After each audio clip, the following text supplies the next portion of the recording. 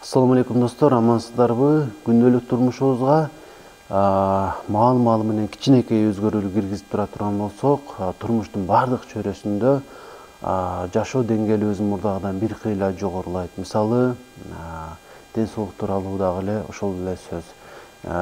Күндө дебейин, мисалы бир жумада бир жолу да кичинекейден өзгөрүү киргизип тура турган болсоңуз, буюрса сизде ар кандай оорулар менен ооруп калуу мүмкүнчүлүгү төмөндөйт жана жашооңуз жогорку деңгээлге көтөрүлөт. Бакубатчылыкта жашап, жакындарыңызга дагы жакшы камкордук кыла аласыз. Бүгүн дагы сиздерге кичинекей бир сунуш айтам. Өтө жөнөкөй, өтө оңой, бирок буюрса сиздердин иммунитетиңиздерди бекемдейт. Ал ар кандай оорулар менен күрөшүү мүмкүнчүлүгүн пайда кылат. Эгер ошондой оорулар менен оорусаңыз, тезирээк айыгып кетүүгө жардам берет. Демек, ал эмне десеңиз, ал селдерей деген өсүмдүк. Селдерей деген бул баарыбыз эле көрүп жүрөбүз, базарда сатат. Ошол чөп ош шилер саткан жерде сатылат. Жана дагы аны көбүн эсе лагманга кошулчу чөп катары билебиз. Анын пайдалуу касиеттери тууралуу айта турган болсом, албетте витаминдерге бай, микро, макро элементтерге бай. Биздин жашообуз үчүн витаминдердин орду кандай экендигин жакшы билесиздер. Алар бар. Биздеги денебиздеги болуп аткан зат алмашуулардын бардыгы жогорку деңгээлде аткарылып турат жана ар кандай терс таасирлерге каршы күрөшүү мүмкүнчүлүгү жогору болот. Ал эми микро элементтер болсо, алардын дагы өзүнүн орду бар. Бардык, мисалы, ар бир органыбызга ошол микро элементтин ар бири сөзсүз түрдө керек болот. Аны да биле жүрөлү. Эгерде витамин азая турган болсо дагы бир оору пайда болушу мүмкүн. Же чукур дегенде иммунитетибиз төмөндөйт. Микроэлемент азайса деле ошол же иммунитетибиз төмөндөп кетет, же кайсы бир оору менен ооруп калышыбыз мүмкүн. Андыктан сөзсүз түрдө буларды толуктап туруш керек. Тамак аш менен, анын ичинде селдерей менен дагы. Селдерей өтө арзан, бир боосун 15 сомго сатып базарга барсаңыз, жана ал үй бүлөгө бир күнгө бир өзү жетет деп толук ишеничтүү айтсак болот. Эми пайдалуу касиеттерин айтканда айттым өдөдө, анын ошондой микроэлементтерге, витаминдерге бай деп айттым. Айрыкча ошол кант диабети менен ооруган адамдарга сунуштайт элем. Анткени ал биринчиден глюкозаны, каныбыздагы глюкозанын деңгээлин көтөрбөйт. Эгерде кан боюнча жей турган болсок, салат кылып жейбизби, же өзүн жей беребизби, глюкозанын деңгээлин көтөрбөйт. Пайдалуу касиеттерин айттым, алар организмге толугу менен жетет. Жана дагы пайдалуу касиеттери кан тамырларга жакшы таасир этет, нерв системасына жакшы таасир этет.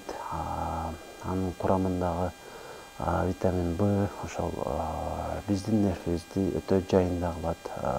Жана дагы айта бере турган болсом, бул рак оорусунун алдын алуучу эң сонун каражаттардын бири болуп эсептелинет. Эгерде сиз ошол коркунучтан сакталгыңыз келсе, сөзсүз түрдө жеп турушуңуз керек болот.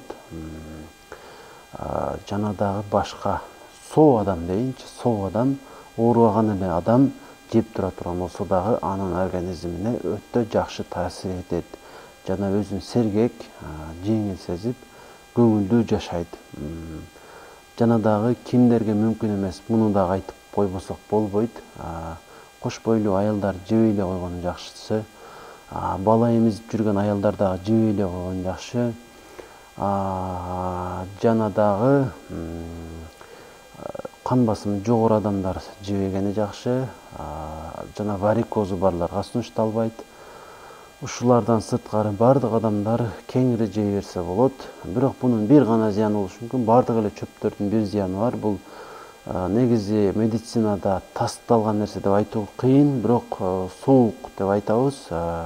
Натыйжада тиштерибиздин мөлтөрүн ишитип жибериши мүмкүн, өтө көп колдонуп койсок. Андыктан бардык нерсенин чеги болгондой, буну деле ашыкча колдонуп койбосоңуз эле өтө жакшы болот. Мүмкүн болушунча бышырбай, кам колдонсоңуз, таасири ошончолук витаминдери өлбөй көбүрөөк сакталат деп айтсак туура эле болот.